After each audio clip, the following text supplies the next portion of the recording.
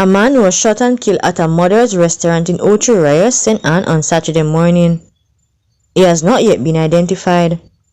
Observers online understand that about 2 a.m. the now deceased was involved in an argument, a group of men in the restaurant, which then escalated into a brawl. During the melee, the man was shot in the chest. He was rushed to hospital but later succumbed to his injury. The incident followed a gun attack at Tasty in Crossroads, St. Andrew on Thursday, which left an employee dead and Jamaica Defense Force soldier injured. The decomposing body of a St. Anne vendor was found in bushes in Boroughbridge Cave Valley in the parish on Friday morning. He has been identified as 31-year-old Craig Campbell of Borough Ridge. A police report indicated that around 10:57 a.m., residents stumbled upon Campbell's body and summoned the police. On arrival of the lawmen, Campbell's body was found in bushes with what appeared to be gunshot wounds to the back of the head.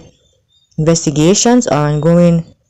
This is the second decomposing body that has been found in Cave Valley since the start of the year. Charges have been laid against a 28-year-old man after he allegedly abducted his ex-girlfriend on Johns Road, St. Catherine on Friday, January 19. Charge is Nigel Pusey, a car washer of Red Pond District, Fraser's Content in the parish. He was charged with possession of prohibited weapons, assault at common law, abduction, and malicious destruction of property.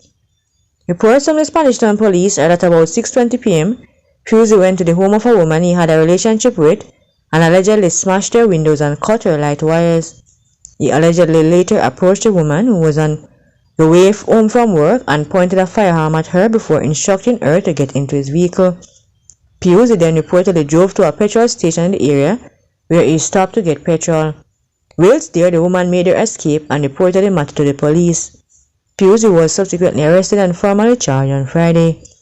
He is scheduled to appear before the St. Catherine Parish Court on Friday, February 2.